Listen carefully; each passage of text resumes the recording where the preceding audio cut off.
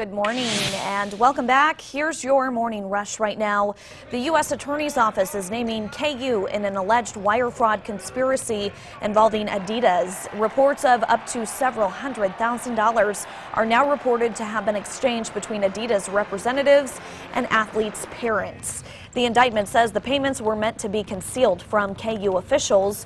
You can read the full indictment at KSNT.com as well as the university's response to it. This morning, the Topeka City Council is fighting to raise the age to buy tobacco to 21 years old. Last month, a tobacco store won a lawsuit against the city.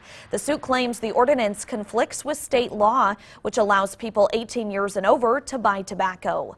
The City Council voted 7-2 last night to appeal the ruling. The case will now go to the Kansas Court of Appeals. Kansas Attorney General Derek Schmidt is going to court to make sure candidates for governor actually live in the state of Kansas. In a lawsuit filed, Schmidt is asking the court to declare that the current law requires candidates to live in the state. Schmidt says that while there is no single legislation outlining the residency requirement, several other state laws do require the governor to live in Kansas.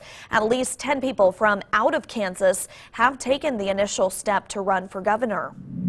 Some lawmakers say the recent school funding plan has a significant issue today. It's missing millions of dollars. The Kansas Department of Education found the error after lawmakers spent their weekend trying to agree on a fix.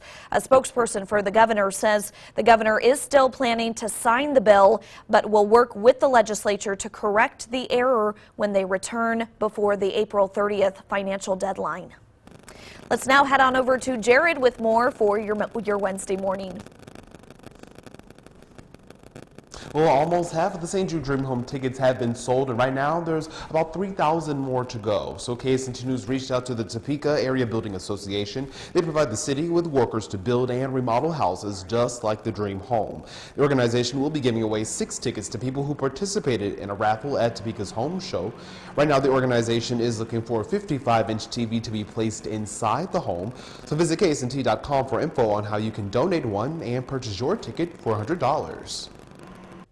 What's going to hear all the talk today and what you're going to really pick up on is the talk of hitting 80 degrees, but I think the bigger impact is a stronger wind for the afternoon. This morning, the wind fairly light. The temperatures are great, close to 50. A lot of clouds drifting through, but a 60-degree temp by late morning. I think lunchtime numbers should be in the mid and upper 60s, and we spend much of the afternoon in the mid and upper 70s trying to close in on that 80-degree high. It would be the first time this season to do that. Straight ahead, we're going to break down a 7-day forecast that includes thunderstorm chances, possible mixed rain and snow before the weekend is done with cooler temps Saturday, Sunday. We'll glance at it next.